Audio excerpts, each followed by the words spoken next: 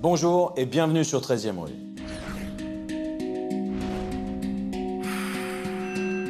Tout l'été, nous allons vous raconter les destins hors du commun d'hommes et de femmes pour qui la réalité a dépassé la fiction.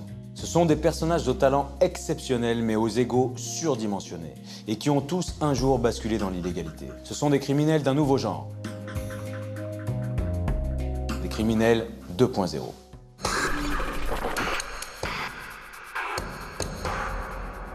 Le personnage dont nous allons vous raconter l'histoire, vous le connaissez forcément.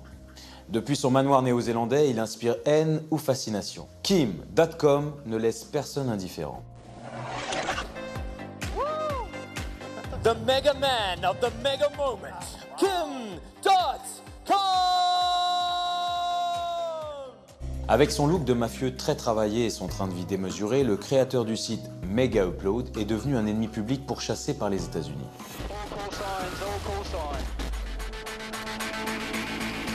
Génie du marketing et de l'autopromotion, Kim.com a su se fabriquer l'image d'un hacker de génie, doublé d'un entrepreneur visionnaire.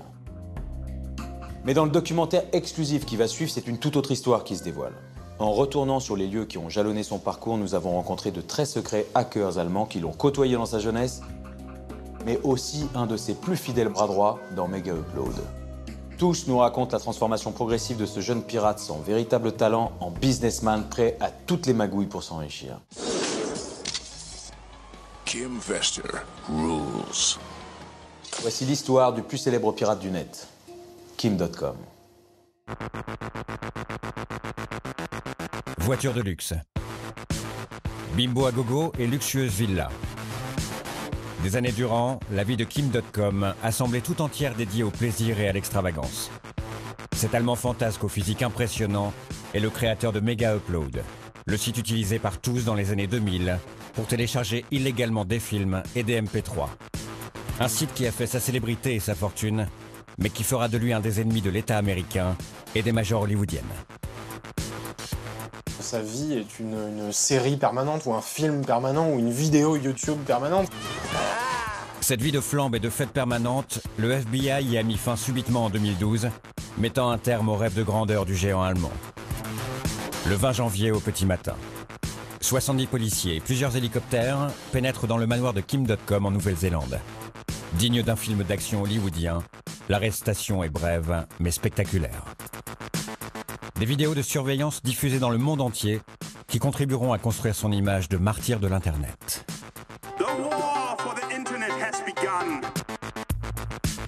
Depuis, Kim.com est un homme surveillé de près par la justice. Il n'a pas le droit de sortir du pays. Il est comme prisonnier sur son île du Pacifique. Il continue à être dans cette posture de défiance, de non-conformisme, etc. en disant « Regardez, je suis toujours le même, je n'ai pas changé et je vais me battre ». Raconter la vie de Kim.com, c'est révéler l'ascension inattendue d'un jeune pirate informatique parti de rien. Un hacker anonyme et sans talent, complexé par son physique, qui a profité des débuts de l'Internet dérégulé pour se construire une nouvelle identité kitsch et flamboyante. C'est un personnage qui joue avec son image. C'est quelqu'un qui s'est construit une image. D'abord, il ne s'appelle pas Kim.com. Son vrai nom, c'est Kim Schmidt. Il est allemand. C'est quelqu'un qui vient d'un milieu assez modeste, qui n'avait rien pour réussir. Pour mieux comprendre qui est vraiment Kim.com, nous sommes retournés sur les traces de son enfance dans une banlieue austère du nord de l'Allemagne. Nous avons aussi pénétré le milieu très fermé des hackers qui ont vu dans le Berlin des années 90 ce pirate lambda et peu doué se transformer en businessman du net, prêt à toutes les magouilles. Et nous avons aussi réussi à interviewer à distance un de ses plus fidèles collaborateurs, son discret bras droit dans la nébuleuse Mega Upload, Emmanuel Gadet. Avec cette communication en forme d'auto-célébration, Kim.com a construit un vrai écran de fumée. Difficile de démêler le vrai du faux dans son parcours semé de zones d'ombre. Entre frimes de nouveaux riches, petites arnaques et idées de génie, voici l'histoire incroyable du méga pirate Kim.com.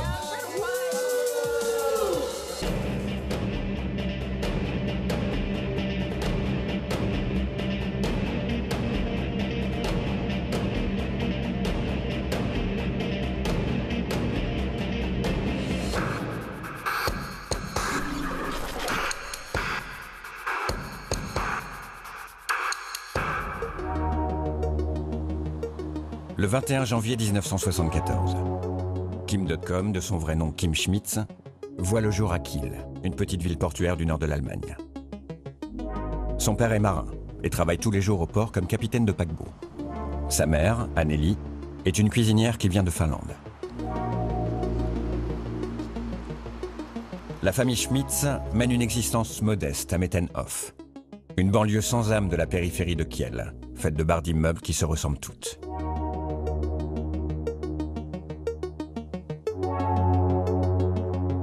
Derrière ce grand sourire d'enfant, difficile d'imaginer que la jeunesse de Kim est alors particulièrement difficile.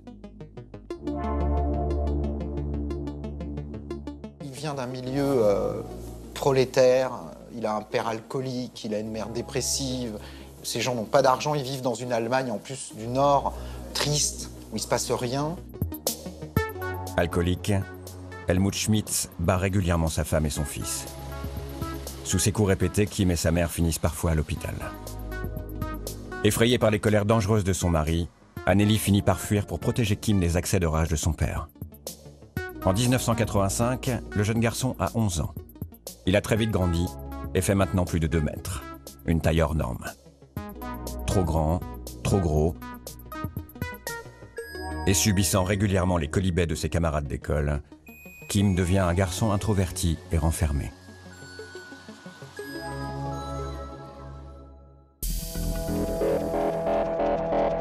Un soir, pour tenter d'égayer la vie de son fils, Anneli Schmitz ramène à la maison une curieuse machine. Un Commodore.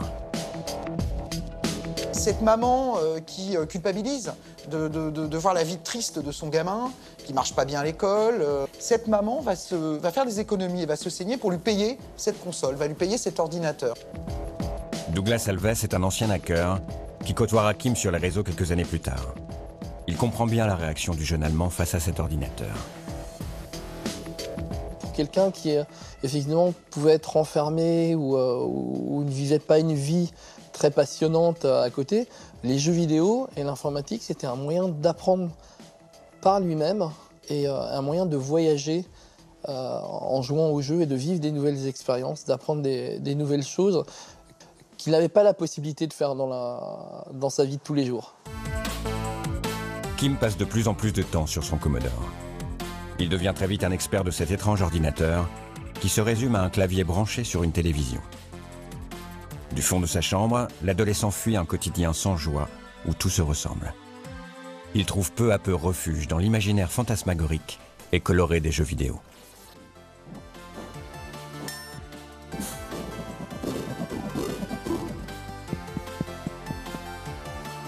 On peut se demander si lui-même, en tant qu'enfant obèse, et peut-être adolescent obèse, le complexe que ça a créé aussi a fait qu'il fallait qu'il trouve un espace où il gagne. Quelque part, cette machine va compenser tous les manques qu'il a dans son entourage familial. Et là, il va plonger dans un autre monde. Et en fait, il va, à partir de là, démarrer ce qui va être en fait sa vie, c'est-à-dire l'informatique, les ordinateurs. À 13 ans, en 1987, constamment plongé sur son Commodore, Kim découvre qu'il peut, grâce à sa machine, faire autre chose que jouer. Il commence progressivement à programmer et bidouiller des lignes de code informatique.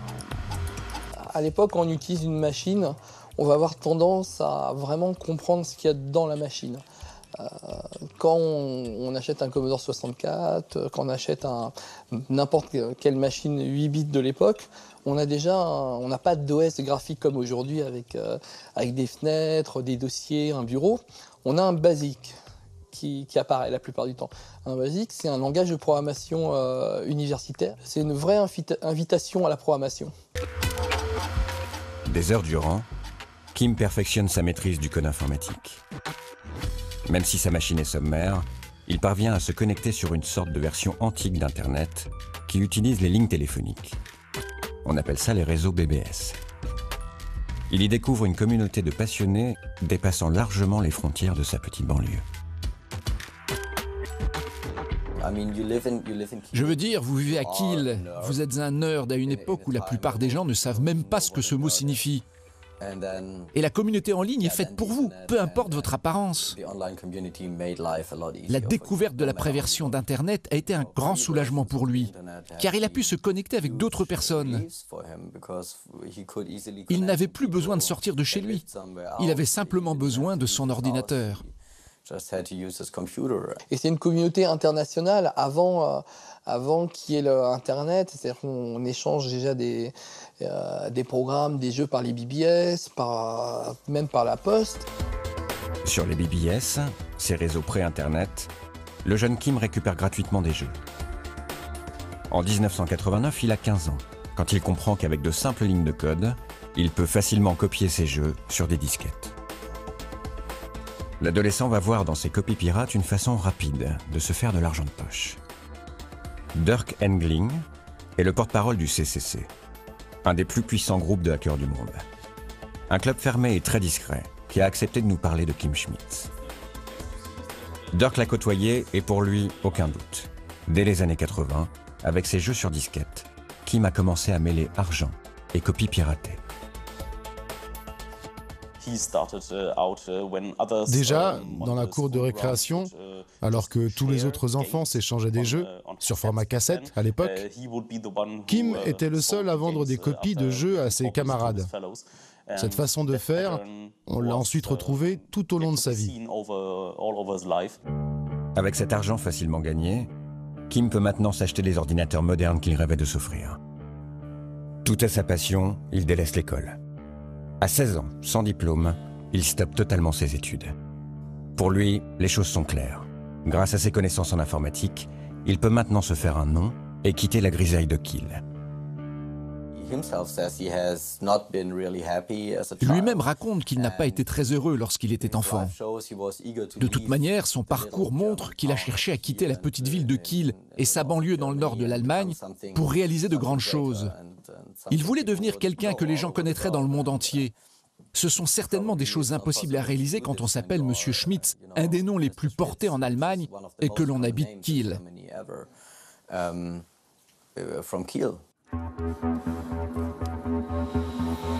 Kim Schmitz arrive à Berlin en 1990.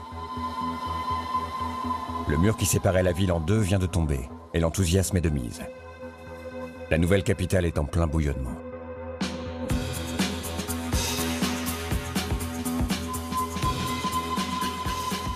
Il y a une effervescence incroyable, il y a une émulation.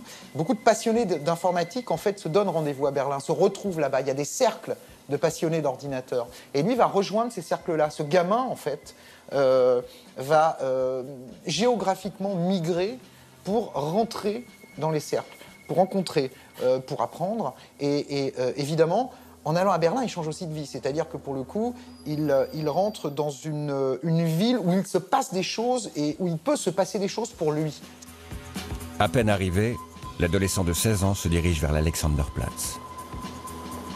Il trouve ici, dans cet immeuble, le plus grand collectif de pirates informatiques d'Europe.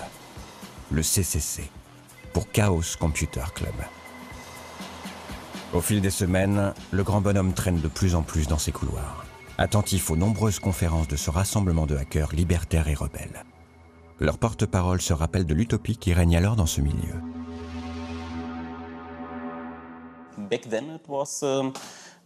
À l'époque, il s'agissait de passionnés qui se procuraient des ordinateurs et cherchaient à en comprendre le fonctionnement. Il y avait aussi des philosophes, des penseurs, qui avaient compris que les machines pouvaient rendre le monde meilleur. En somme, de doudingues, des précurseurs, qui, comme souvent, sont les premiers à changer le monde. Ces hackers, ce sont des passionnés d'informatique, plutôt des gens de tendance un peu gauchiste, qui sont dans une philosophie de partage. Pas d'argent. C'est même le contraire de l'argent, les hackers. C'est des passionnés de l'outil. Ce sont des gens qui parlent technique en permanence, alors que personne ne comprend rien à l'informatique et aux ordinateurs à cette époque-là. Eux se comprennent entre eux. Pour devenir membre du CCC, Kim Schmitz doit faire ses preuves en démontrant de fortes capacités en informatique. Mais dès les premières sessions de programmation autour d'un ordinateur, le jeune homme s'avère beaucoup moins doué qu'il ne le pense.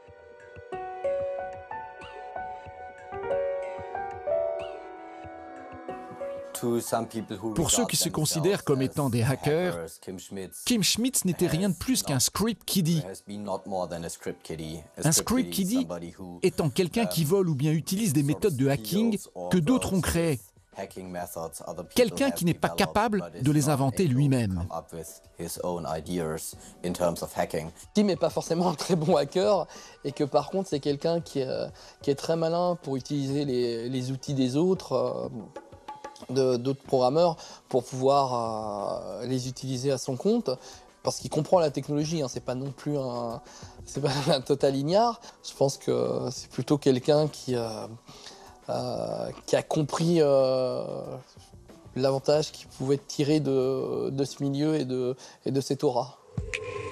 À défaut d'être un cadre en informatique, Kim comprend vite tout le bénéfice qu'il va pouvoir tirer de cette bande de pirates. Traînant dans les couloirs du CCC, le géant sympathise avec de jeunes hackers beaucoup plus doués que lui. C'est à cette période qu'il rencontre en ligne Emmanuel Guédet, un informaticien français. Des années plus tard, l'homme va devenir un des plus hauts dirigeants de Mega Upload aux côtés de Kim.com. Nous en faisons tous partie de ce milieu des hackers européens, fin des années 80, début des années 90. Donc on se connaissait déjà en ligne en fait. Kim était plutôt dans les sbroufs un peu, il n'était pas vraiment un hacker de talent à l'époque, même s'il essayait de l'être. Kim a un talent extraordinaire pour s'entourer de gens compétents et surtout pour les convaincre de travailler pour lui. C'est quelqu'un qui a une personnalité très particulière, qui sait attirer et manipuler, c'est pas vraiment le terme, mais disons faire que les gens le suivent, soient passionnés par ce qu'il fait et aient envie de le faire avec lui. Entouré de jeunes hackers, Kim se remémore les jeux vidéo qu'il vendait dans la cour de son école. Il entreprend alors de se lancer dans la revente d'autres données encore plus rentables. Son groupe, qu'il baptise Dope, parvient à voler sur les serveurs informatiques de compagnies américaines une liste de codes PBX, des codes permettant d'utiliser gratuitement le téléphone qu'il revend ensuite au prix fort sur les réseaux pirates.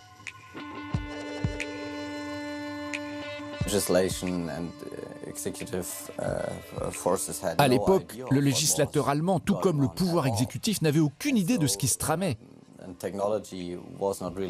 La technologie n'étant pas aussi avancée qu'à l'heure actuelle, il était très facile de trouver des brèches dans les systèmes de sécurité et faire de l'argent en vendant des moyens de pirater les téléphones ou obtenir une ligne gratuite. Et vous pouviez vendre ce savoir aux gens.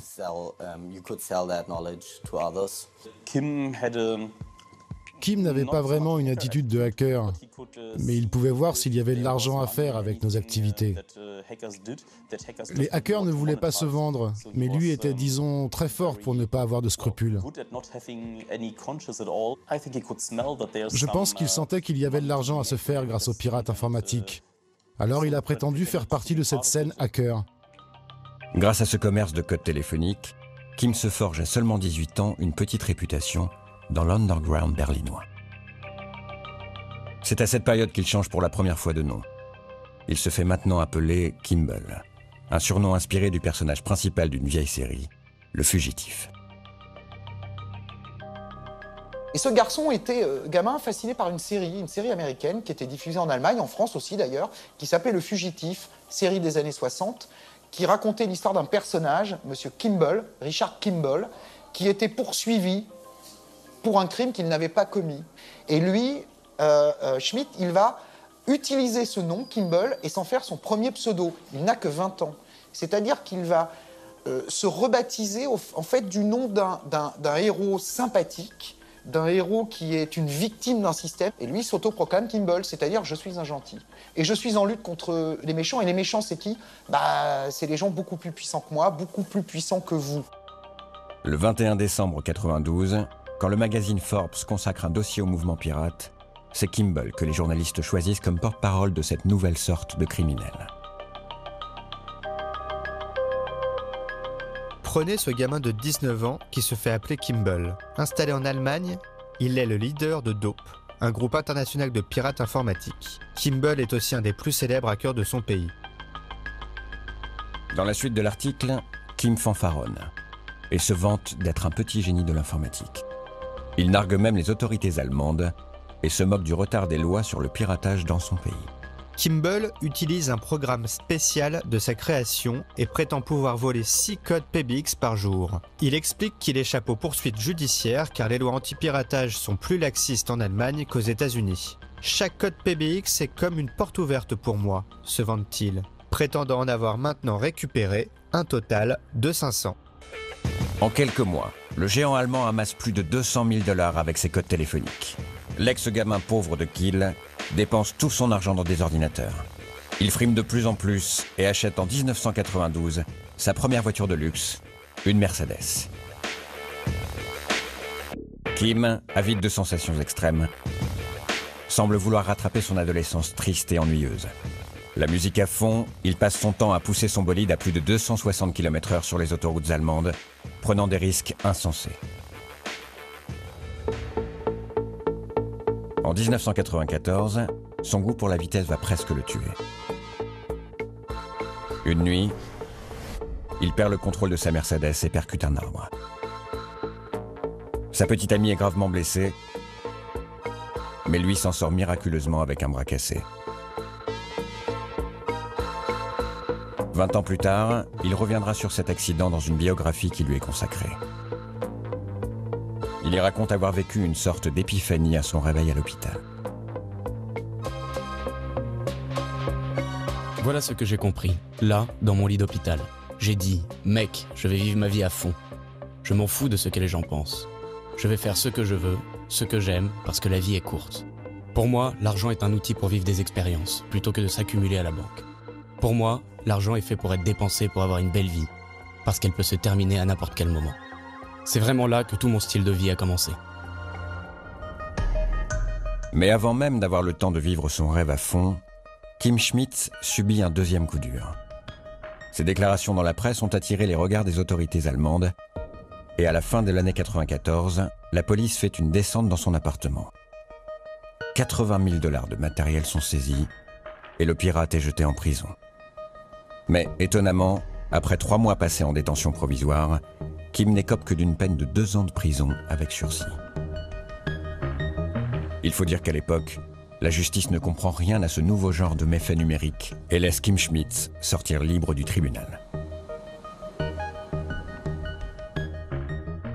Revenu à la case départ, Kim veut immédiatement se refaire une santé financière.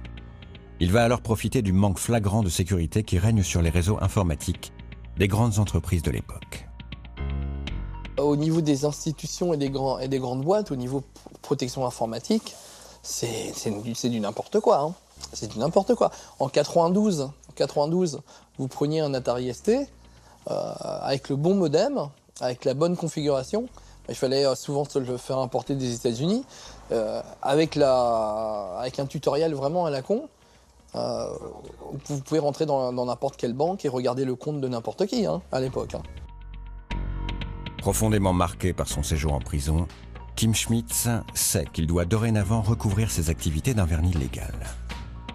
Alors au lieu de pirater directement ses entreprises, il change de costume et décide de monter sa propre société, Data Protect. Son idée, se présenter à de grands patrons comme un dangereux hacker et faire peser sur eux la menace d'un piratage informatique. Une fois leur attention retenue, il vend ses services de protection, leur promettant de sécuriser leurs données confidentielles et d'empêcher toute intrusion numérique. Il appelait des grandes compagnies comme par exemple l'ancêtre de la Deutsche Telekom. Il leur disait qu'elles avaient des failles dans leur système de sécurité. Ainsi, Kim décrochait des contrats et de l'argent. Il a toujours été ce genre de personne capable de convertir le savoir en argent. Difficile d'imaginer que de grandes sociétés puissent accepter de confier l'accès à leur réseau à un hacker notoire récemment sorti de prison. Et pourtant, le bluff fonctionne. La compagnie aérienne Lufthansa, l'opérateur téléphonique Vodafone, le constructeur automobile Daimler et même la bourse allemande acceptent le deal de Kim Schmidt. À l'époque, je pense que la plupart des directeurs d'entreprise n'étaient pas forcément sensibilisés à ce que c'était que la sécurité informatique. L'informatique faisait son entrée dans le système des entreprises et donc C'était assez facile, je pense, de se faire passer pour le sauveur. Des entreprises recrutent des hackers avec des compétences techniques assez poussées pour s'occuper de la sécurité informatique, parce que qui de mieux pour s'occuper de la sécurité informatique d'une structure que quelqu'un qui serait capable justement de mener ce type d'attaque. Maintenant, c'est un monde très développé, la sécurité informatique, mais à la fin des années 90, ça commençait tout juste.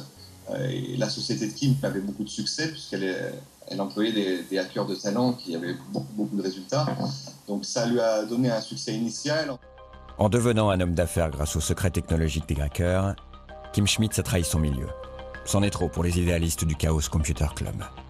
Un jour, lors d'une réunion du CCC, Kim tente de s'incruster pour recruter des nouveaux petits génies. Mais Dirk Engling et quelques collègues refusent de le laisser faire. Avec 2 autres personnes, nous l'avons fait sortir de force de la salle de conférence. Il était furieux. Kim est devenu persona non grata à nos événements. Ces communautés de hackers qui ont toujours été très attachées à leur légitimité, à être vus comme des gens vertueux, qui améliorent le monde, etc. C'est-à-dire qu'à un moment, Kim.com, il n'y avait même pas le vernis politique, du partage, de quoi que ce soit. C'était juste qu'ils voulaient se faire de l'argent. Si le milieu hacker tourne le dos à Kim Schmitz, lui n'en a que faire. Il n'a plus besoin d'eux pour continuer à prospérer. Son nouveau défi, investir avant tout le monde dans une toute nouvelle technologie qui semble prometteuse. Internet. En 1997, il crée 2 startups. Monkey AG, qui mise tout sur une solution de paiement en ligne avec son téléphone mobile. Et Megacar, une société censée permettre de capter de l'Internet haut débit dans sa voiture.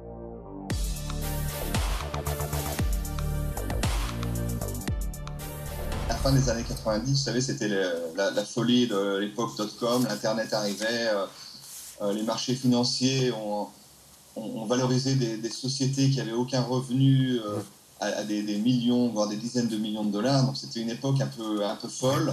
Et Kim est un peu l'emblème de cette époque. Il a su un peu surfer cette vague de l'Internet.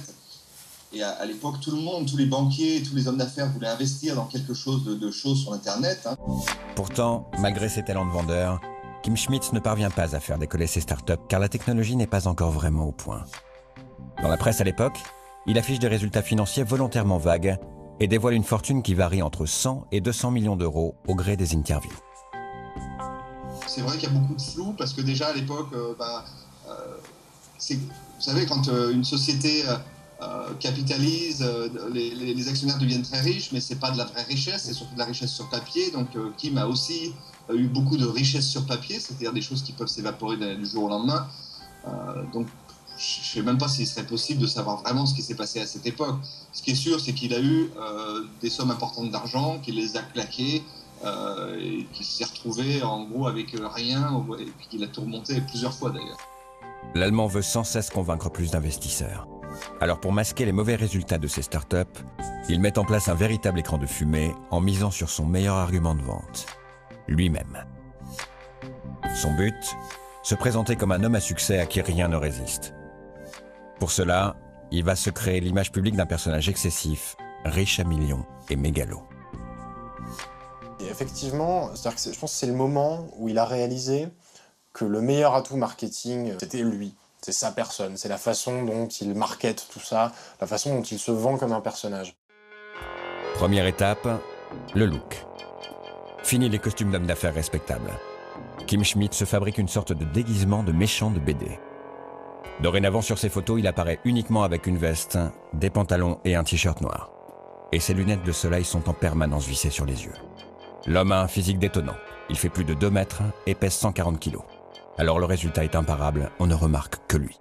Il commence à avoir ce look avec ses longs vêtements noirs amples, ces espèces de petites lunettes fumées, qui renforcent là aussi ce côté un peu à la limite de la légalité, un peu mafieux, un peu gangster, mais gangster chic, gangster cool. Si Kim.com avait ressemblé à un petit bonhomme transparent, tout maigre et tout fin, je pense qu'il aurait moins intéressé les médias. Tandis que là, on a une espèce de bad boy, et franchement, il suffit de mettre sa photo, un bon titre, on a envie de le lire. Et ça a fait, je pense, aussi sa gloire, cette image qu'il a construite. Au même moment, Kim développe son site internet, Kimball.org.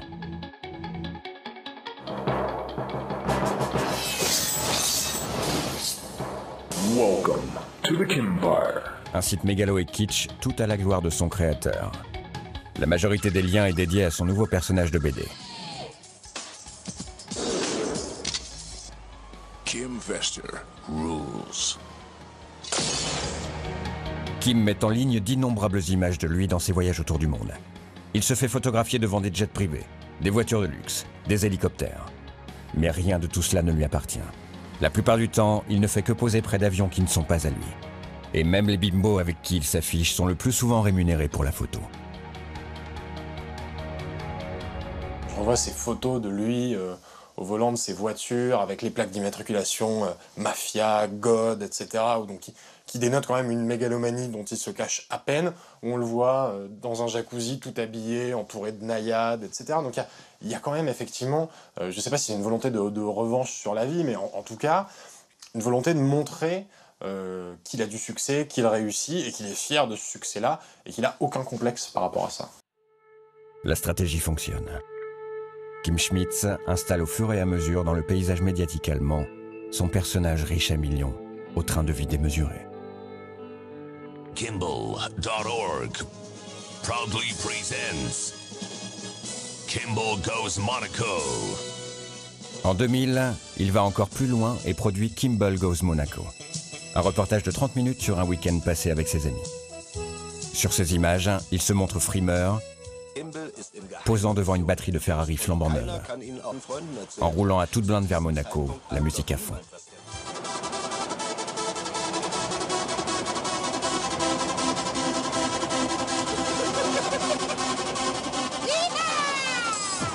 Il va très vite mettre en scène sa propre légende. Construction du personnage qui devient bad boy, les belles filles, les grosses voitures, les copains, la flamme, les casinos. Il va se payer une équipe de production de télé qui va le suivre partout et il va faire filmer, il va produire lui-même des films sur lui-même en fait. C'est-à-dire qu'il construit sa propre légende, il la filme, il la monte et tout ça évidemment est accessible pour tout le monde sur Internet. Devant les caméras, il loue un immense yacht et y organise une soirée fastueuse. On y découvre un grand gamin fantasque qui s'amuse comme un fou entouré de jet-setters. Au détour d'un plan, il n'oublie pas de montrer qu'il peut aussi discuter d'égal à égal avec un homme d'affaires installé comme Richard Branson.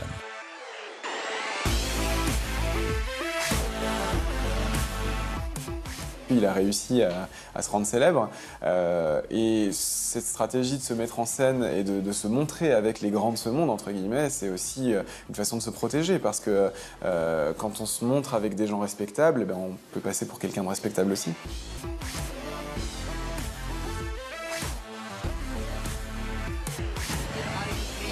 Das hier heißt Kim Schmitz & Associates.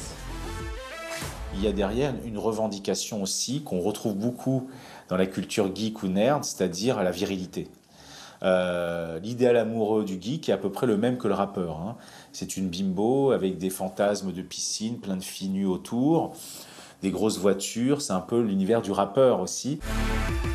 Kim Schmitz se vante d'avoir dépensé 1 million d'euros pour produire cette vidéo et la mettre en ligne, gratuitement, sans aucun retour financier.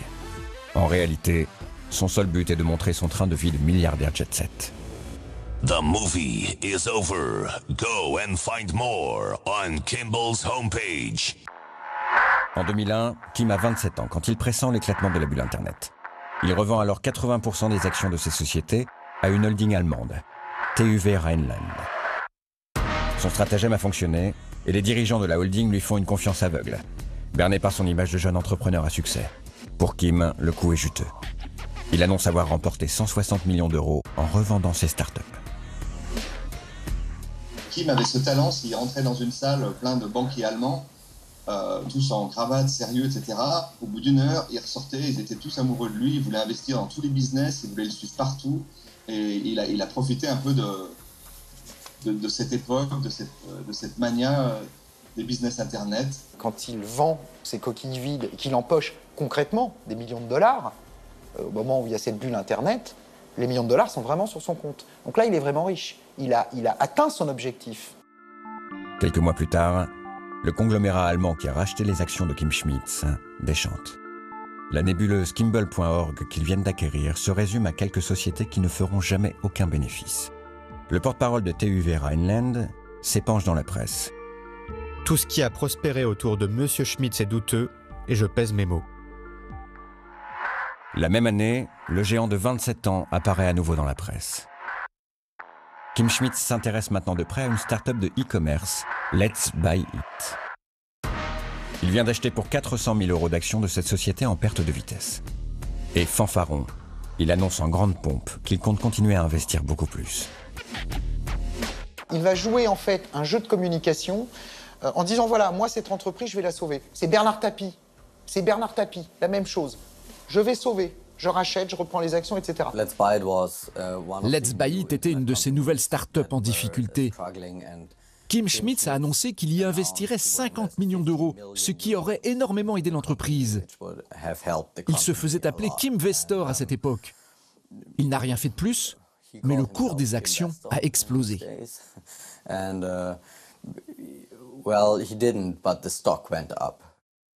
Les marchés boursiers réagissent très vite et les actions de Let's Buy It flambent immédiatement de 220%. Dans la foulée, au lieu d'investir encore plus comme il l'avait promis, Kim Schmitz revend ses parts. En quelques semaines, il remporte sur ce simple coup 1 100 000 € et laisse la start-up faire faillite. Mais la manœuvre est grossière et la justice lance une enquête. Kim Schmitz est arrêté et retourne en prison pour la deuxième fois de sa vie. Au bout de 6 mois de détention, il est finalement condamné pour délit d'initié à 100 000 € d'amende et 20 mois de prison avec sursis. Il va retourner une deuxième fois en prison après ses escroqueries en Allemagne. Ça va plus le marquer quand il était jeune, en fait. La première fois, il passait de la grisaille à la prison. Là, il passe de la richesse à la prison. Donc le contraste est un peu plus violent. Et il va assez mal vivre ce deuxième passage en prison, ce qui fait qu'il va quitter l'Allemagne en disant ici, ils ne comprennent rien, j'ai plus rien à faire dans ce pays. En 2001, il s'installe à Hong Kong. L'île vient d'être rendue à la Chine et c'est l'endroit idéal pour quelqu'un qui veut cacher son argent.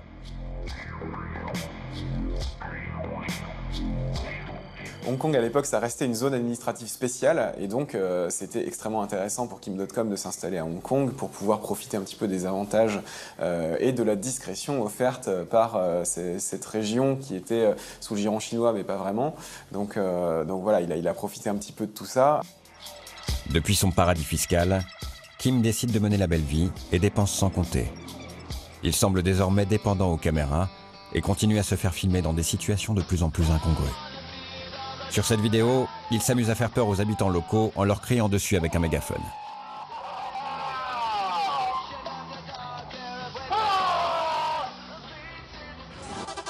Des exubérances qui deviennent de plus en plus extrêmes. En 2004, pour assouvir sa passion de la vitesse, il participe au Gumball 3000, une course automobile sauvage dans laquelle les participants traversent l'Europe le plus rapidement possible. Souvent au mépris de toutes les règles et du code de la route. Il participe à Gumball 3000, cette espèce de rallye sauvage pour ultra riches, dont il se gargarise d'être un champion aussi, le fait d'être un champion de jeux vidéo. Il y a effectivement ce côté à la fois très grandiloquent et très joueur dans le côté très enfantin du terme. C'est-à-dire qu'on a l'impression que c'est un grand ado qui prend un malin plaisir à embêter le monde, à faire les trucs comme il l'entend, à se moquer un peu des conventions, à se moquer du bon goût. Ces films, régulièrement, il tente sans succès de les envoyer à tous ses contacts sur Internet. Impossible. Les vidéos numériques sont trop lourdes pour être diffusées par mail.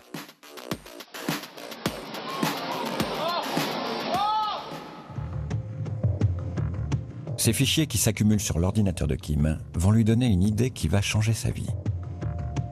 Son avocat Robert Amsterdam se rappelle encore de cette histoire.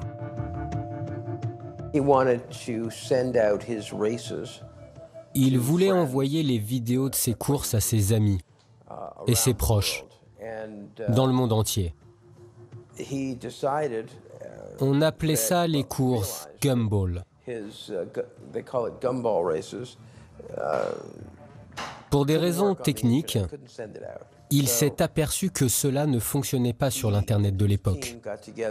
Lui et son équipe se sont donc réunis pour solutionner le problème et ont inventé ce type de technologie. C'est comme cela que tout a commencé. Kim demande à sa garde rapprochée de programmateurs de concevoir un petit site internet qui permet de mettre en ligne de gros fichiers. Ensuite, grâce à un simple lien, il est possible à n'importe qui de les télécharger. Ce site, il l'appelle en toute humilité Mega Upload. Une solution qui semble alors révolutionnaire, mais dont il est le seul à saisir tout le potentiel. Moi, il m'a proposé de venir, et je dois avouer qu'au début, faire du file sharing sur Internet, c'était pas un truc qui me passionnait, donc ça m'intéressait pas vraiment. J'ai pas eu la même vision que lui, je pensais pas que ça allait se développer autant. Mais lui, comme on l'a évoqué tout à l'heure, il a cette espèce de préscience, d'intuition du business. Donc il savait que ça allait marcher, et donc il a dit à son équipe, on y va, même si vous y croyez pas, vous inquiétez pas, ça marchera un jour. Mais pendant 3 ans, l'intuition de Kim se révèle plutôt décevante. Mega Upload tarde à trouver son public et n'est pas encore rentable. En 2007, ce sont les habitués du téléchargement illégal de MP3 et de DivX qui vont changer la donne. Des millions de personnes qui ont pris l'habitude de télécharger gratuitement, mais illégalement, des films et de la musique. C'était un petit peu la fin du modèle, du premier modèle de peer-to-peer, c'est-à-dire l'époque Napster, l'époque Emule, qui commençait un petit peu à disparaître parce que dans plein de pays, dont la France, il y avait des autorités qui étaient chargées de contrôler un petit peu les échanges sur Internet et de punir les internautes qui partageaient trop. En réaction aux lois anti-piratage qui se profilent, comme Adopi, tous ces internautes vont alors se tourner vers Mega Upload, qui leur assure plus de discrétion. Ça avait ce côté un petit peu magique, c'est-à-dire que c'était un service gratuit, encore une fois illimité et accessible à tous. Mais surtout, Mega Upload avait une interface agréable. Le site a rapidement été utilisé par tout type de personnes pour partager des choses que l'on avait jadis l'habitude d'acheter. Kim Schmitz sent alors qu'il a un coup à jouer. Il transforme progressivement son site en machine à cash. Évidemment, Mega Upload se finance déjà par la pub, mais ce n'est pas tout. Le site est très simple d'utilisation. En un seul clic sur un gros bouton orange, l'internaute peut lancer gratuitement le téléchargement d'un album. Mais pour démarrer plusieurs téléchargements plus rapides, il faut alors payer. La première clé de la rentabilité pour Kim.com, c'est de fournir un service payant, c'est-à-dire un service premium qui coûte quelques dizaines d'euros et qui permet aux internautes de télécharger beaucoup plus vite et de télécharger plusieurs fichiers chaque jour, plusieurs fichiers à la fois, etc. Donc ça, ce service premium, ça lui rapporte énormément parce que tous les internautes qui veulent profiter pleinement du service de Mega Upload sont obligés de payer. La simplicité de la formule fait un carton et les utilisateurs arrivent par millions. Il a rayonné depuis Hong Kong pour installer un petit peu des serveurs dans le monde entier et se retrouver avec un mastodonte du trafic Internet, puisque on dit qu'à une époque, selon les fournisseurs de transit, justement, les opérateurs d'Internet, on va dire, Kim.com pouvait représenter jusqu'à 4% du trafic international sur Internet, ce qui est absolument monstrueux. Les recettes de Mega Upload s'envolent, pourtant Kim Schmitz reste vague sur les revenus réels de son site. Emmanuel Gadet dirige alors pour lui le système de paiement de la galaxie Mega Upload. Aujourd'hui encore, il botte en touche quand on lui pose la question. Ce qui est sûr, c'est que Mega Upload a rapporté beaucoup d'argent, parce qu'il y avait beaucoup d'utilisateurs. Donc quand vous avez des dizaines de millions d'utilisateurs, il y a forcément des dizaines de millions qui rentrent en revenus. Donc oui, effectivement, c'était un business qui avait énormément de succès et qui rapportait beaucoup d'argent. Mais pour vous dire si la somme est exacte ou pas, alors ça, moi, je ne suis pas un comptable. On estime qu'à cette période, les recettes de Mega Upload se chiffrent entre 40 et 50 millions d'euros par an. En 2010, Kim a 36 ans et sa mégalomanie atteint des sommets quand il change officiellement d'identité. Kim Schmitz se transforme en Kim.com. C'est quelque chose que des années avant qu'il le fasse, il en parlait déjà. Il voulait le nom de domaine Kim.com, il voulait que tout soit Kim quelque chose. .com, c'était la folie de l'Internet, donc voilà, c'est une sorte de caprice assez rigolo. Et il s'en amuse beaucoup d'ailleurs que maintenant tous les médias et tout le monde soient obligés de l'appeler Kim.com. C'est vraiment une idée géniale, car Kim.com est un nom compréhensible dans le monde entier. Tout le monde peut s'y référer.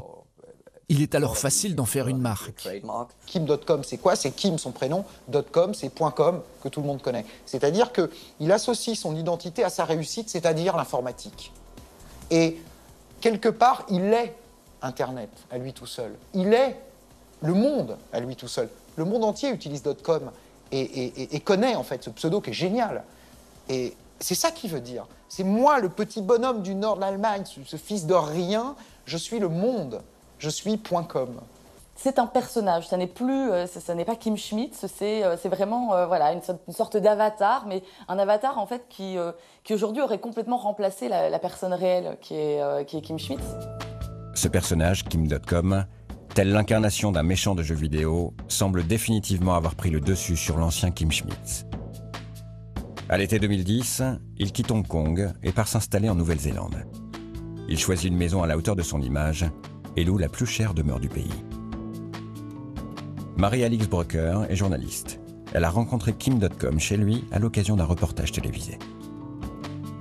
Vous avez au milieu de nulle part, tout à coup, vous tombez dessus comme ça en voiture, une colline sur laquelle se dresse une immense demeure, c'est vraiment une sorte de manoir. Il est allé mettre des espèces de girafes gigantesques, des éléphants vers des matériaux composites. Voilà, il s'est créé une sorte de savane au milieu de nulle part, au milieu de la campagne néo-zélandaise. Enfin, voilà, il construit son univers un petit peu féerique, un petit peu onirique, tout ça.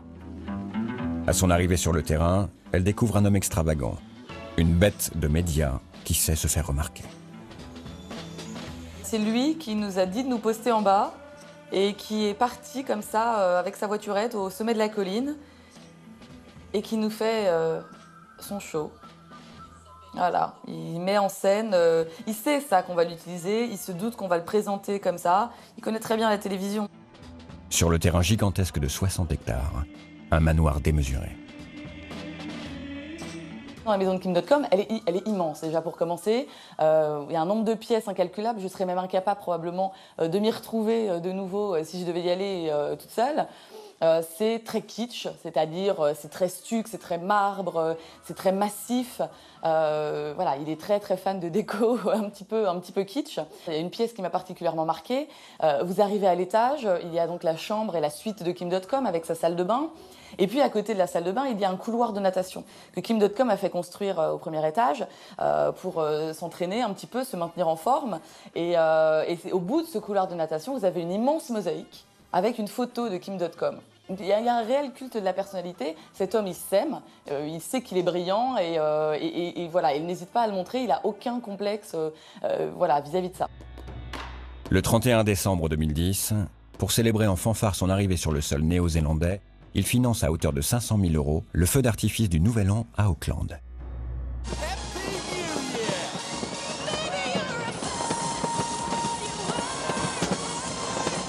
Des images offertes par un Kim.com conquérant à tous les habitants du pays.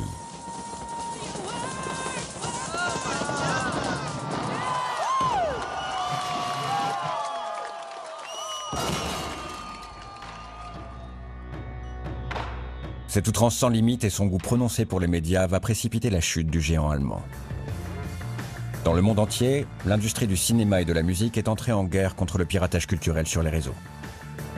Même si Mega Upload est loin d'être le seul site utilisé pour le téléchargement illégal, la personnalité peu discrète de son patron va attirer tous les regards. Il faut savoir que Kim.com a quand même réussi l'exploit de se mettre toutes les maisons de production hollywoodiennes à dos. Qu'il n'y en a pas une qui lui a donné raison. Ce sont les géants du cinéma, on parle de Warner Bros, de Paramount, qui ont décidé donc tous évidemment de l'assigner en justice parce qu'ils estiment collectivement qu'en gros depuis la création de Mega Upload, ils auraient perdu 500 millions de dollars de recettes. C'est absolument monstrueux. Clairement, Kim.com, c'était le personnage à abattre pour les autorités, puisque c'était celui qui s'exprimait le plus sur Internet, dans les médias, etc. Donc c'était la figure de proue du piratage, on va dire, tel que les États le détestent le plus. Donc évidemment, voilà, il fallait avoir la tête de Kim.com. Donc clairement, viser Kim.com, c'était une stratégie. Ça permettait ça permettait de viser la tête, entre guillemets, de l'empire du piratage et de faire tomber le reste sans coup férir quasiment. Bien décidées à protéger leur industrie culturelle, les autorités américaines veulent absolument fermer Mega Upload. Tout d'abord, elles tentent de s'attaquer aux finances de Kim.com. Sans succès. Sa fortune, en fait, il s'est très bien débrouillé pour qu'elle soit cachée. Ce sont des holdings qui appartiennent à des holdings, qui appartiennent à des holdings, qui appartiennent à ses associés, à sa femme. Donc tout son argent est en fait éparpillé de par le monde. Impossible non plus d'identifier précisément les serveurs informatiques utilisés par Mega Upload. Ils sont disséminés un peu partout dans le monde. Alors avec le soutien du gouvernement néo-zélandais, le FBI frappe un grand coup. Il porte plainte contre Kim.com et lance une opération coup de poing pour son arrestation.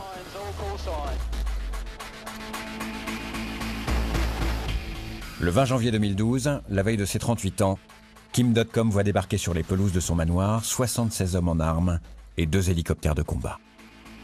L'homme est surpris. Il se pensait intouchable. Personne n'a vu venir ça, parce que déjà, il dépensait une fortune en avocats pour rester dans le cadre légal.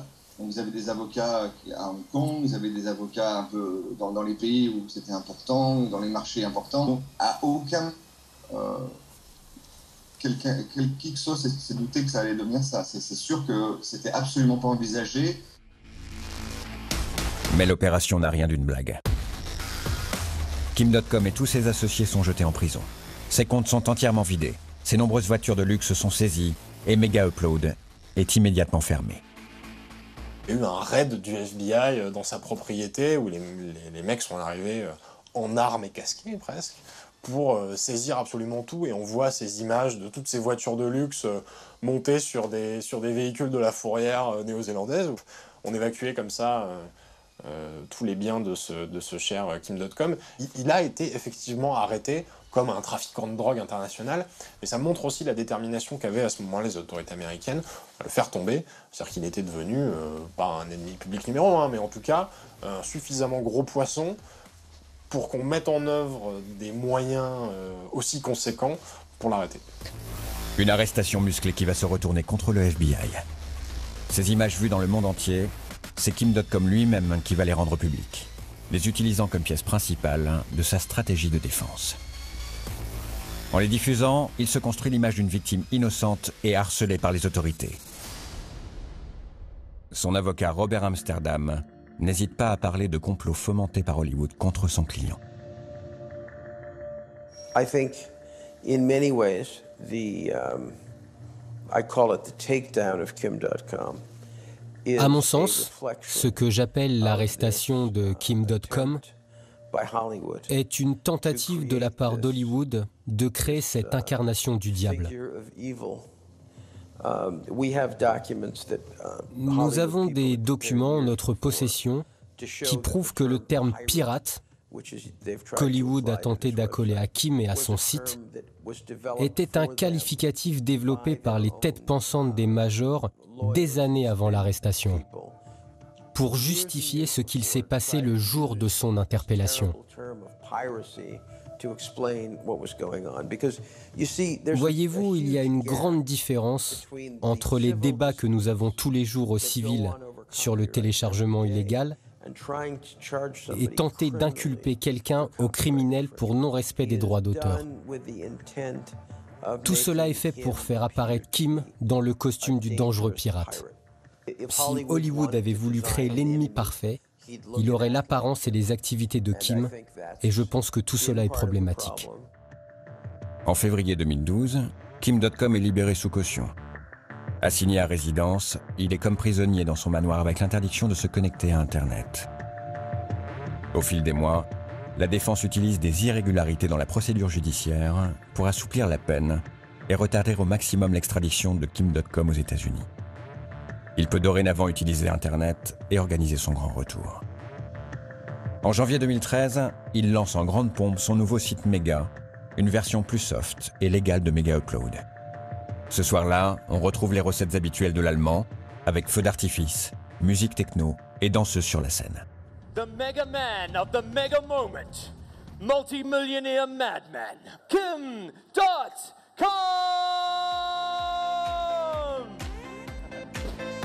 Woo!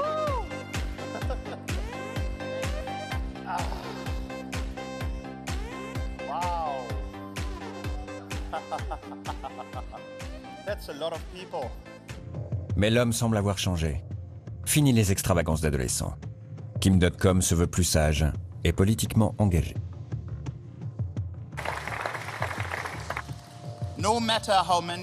Peu importe le nombre de politiciens sur lesquels vous arrivez à faire pression. Peu importe combien de traités SOPA votre argent permet de créer au Congrès. Vous n'arriverez jamais à prendre le contrôle de notre Internet. En fait, Kim.com s'imagine maintenant en grand défenseur de l'Internet libre. Il s'affiche avec Julian Assange et Edward Snowden lors d'une conférence et s'engage même en politique en créant l'Internet Party en janvier 2014. Bonjour et bienvenue à l'Internet Party. Je suis heureux de vous voir ici. Mon nom est Kim.com et je suis ici pour vous présenter un nouveau parti dont la Nouvelle-Zélande a vraiment besoin. Il s'est refait une virginité à assez peu de frais en se vendant comme cette espèce de Che Guevara du numérique. Pour moi, Kim.com, il a un petit peu l'aura d'un gourou. C'est-à-dire qu'il se présente un petit peu comme un sauveur de l'humanité, ou en tout cas de l'Internet, avec ses adeptes. Et clairement, en tout cas, dans tous les gens qui sont un petit peu sensibles à ces sujets-là, il y a les pros et il y a les antis. C'est-à-dire qu'il ne laisse personne indifférent. Kim.com se considère comme le troisième héros de l'Internet libre, aux côtés d'Edward Snowden et de Julian Assange. Dans ce schéma, Assange serait celui qui exposerait à la face du monde les secrets des gouvernements et de la diplomatie. Snowden serait celui qui dévoilerait l'ampleur de la surveillance informatique. Et on aurait enfin Kim Schmitz, qui se perçoit comme celui qui interpelle l'opinion autour de la distribution des produits culturels. Un pari qui se révèle finalement perdant. En septembre 2014, son Internet Party ne décroche aucun siège aux élections législatives néo-zélandaises. Après 2 ans de procédure, le procès de Kim.com s'éternise. Il semble durement touché par les échecs et son enthousiasme s'étiole. D'un côté, il y a une administration américaine qui veut faire un exemple. De l'autre côté, il y a quelqu'un qui est farouchement déterminé à ne pas se laisser condamner, qui a beaucoup d'argent et qui donc peut assumer les frais de procédure qui sont quand même très coûteuses et très chronophages, qui peut les assumer pendant assez longtemps. Donc pour l'instant, c'est un peu le statu quo, c'est un peu le bras de fer, mais il faut lui reconnaître qu'il a une capacité de résistance à ça qui est quand même assez forte, parce que c'est pas entre les mains de n'importe qui de pouvoir être un caillou dans la chaussure de cette taille-là par rapport à l'administration américaine. De plus en plus seul, Kim.com perd 1 à 1 ses avocats néo-zélandais. En attendant l'issue de son procès, il ne peut toujours pas sortir de chez lui, quasi prisonnier dans son parc d'attractions fantasmé. Il a connu ces périodes de gloire et là, on sent qu'il est au fond du trou, quoi. Aujourd'hui, il passe le plus clair de son temps à manger, dormir et jouer à Call of Duty. Face à une réalité qu'il ne maîtrise plus, Kim.com est semble-t-il redevenu Kim Schmitz, se réfugiant comme dans son enfance, dans les jeux vidéo et le virtuel. La semaine prochaine, c'est à un autre destin tout aussi exceptionnel que nous nous intéresserons, celui de Rudy Kurniawan, le plus grand faussaire de vin de tous les temps.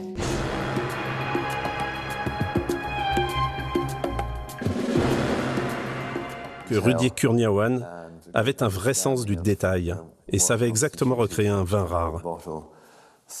Il était un véritable génie. C'était un homme manipulateur pour lui permettre de vendre beaucoup de bouteilles extraordinaires. Les gens lui faisaient confiance grâce à cela. À bientôt dans Criminel 2.0 sur 13e rue.